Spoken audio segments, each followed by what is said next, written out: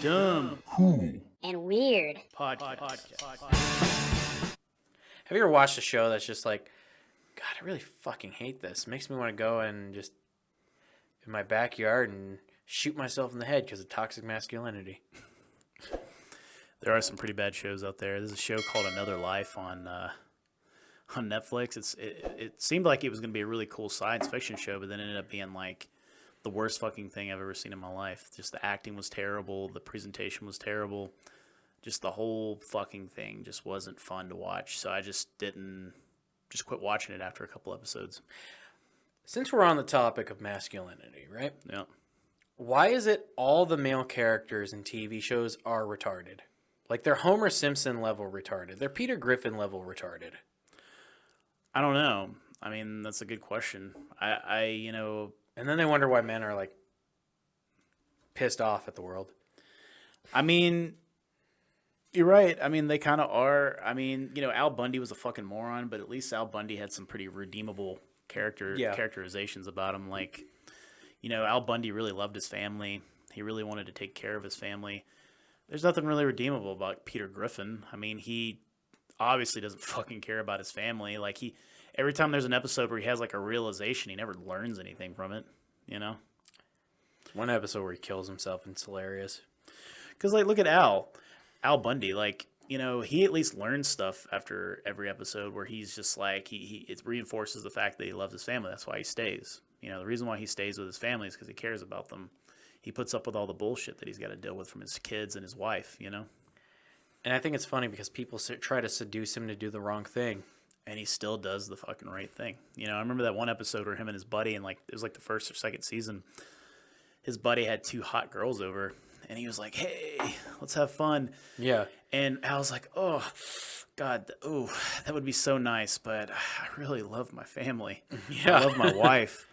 And you see that, and you're like, "Wait a minute, you're always fighting with your wife," but he really deep down really fucking loves his fucking wife, Yeah.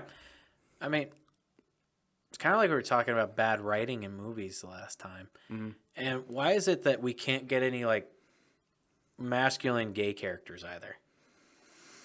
It's like every gay guy has to basically be, like, the feminine gay guy who's constantly talking about how many dicks he sucked at the glory hole. But we never have just, like the guy who's like, I'm gay, I love my husband. But I love to go do some man shit. I like to go do some man shit, like fisting people at truck stops and shooting guns. Yeah. Well, it's like you said, you want to see a show about truckers who are gay. Yeah. Really masculine trucker men that are fucking gay as shit. Yeah. Or gay cops. You know what I mean? Because there's actually a show that has a gay cop in it, and I forget the name of the show, but it was really good. Are you talking about The Wire? Everyone tries to get me onto The Wire. I don't know if that's it or not. It was just it was a black gay cop, and he had a white boyfriend, and I don't know. Trying to think now because I feel like I've seen this before. It was really good though. I can't remember the name of the show. show. You're talking about Brooklyn Nine-Nine.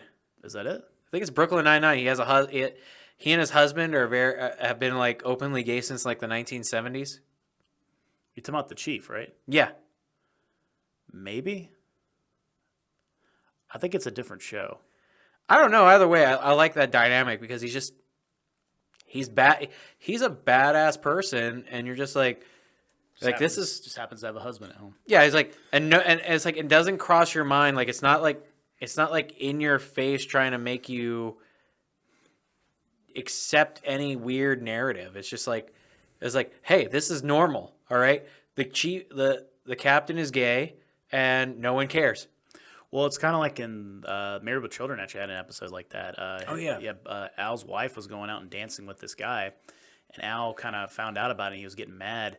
And then the guy who was dancing with his wife, his husband comes to Al's house, and he's like, "I'm here to get my husband." He's like, wait, your husband?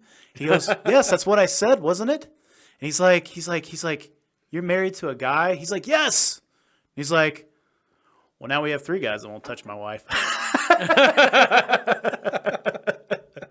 And then, like, he comes inside, and him and Al start bonding because Al has this misconception that all gay men are like really like feminine, but like this guy is super fucking masculine. He's like, oh, I like to go to a ball game. I like to grill and barbecue and cook food. I like to drink a bunch of beer, and like he makes Al like this really good feast of food, and like Al kind of looks at him and goes, "I think I love you," because like Al's, you know, and they treated like that was 1987, dude, which was that was like when being homosexual is still kind of weird, to people. Yeah. So like the way they treated that episode was really good for the time. It was probably the most progressive. It was probably really progressive for the time. So towards the end of the episode, Al goes to get his wife, and he pulls that guy to the side, and he goes. Al goes, "I don't care about my wife. You got a really good man at home. You need to go be with him." He's like, "He cooks you 4 square meals a day. Yeah, and he takes care of everything. You're an idiot." And basically, he's like, "All right, I'll go home to my husband," and like he leaves. So it's pretty funny. I mean, that's very true, because it's like you don't think about that, but that's what I'm saying is like writing the gay characters wasn't even writing them in stereotype. Yeah, it's like everybody's got to be this stereotype now. Mm-hmm. Yeah, and it wasn't like that. There was no stereotype there. It was just like they were both very masculine dudes.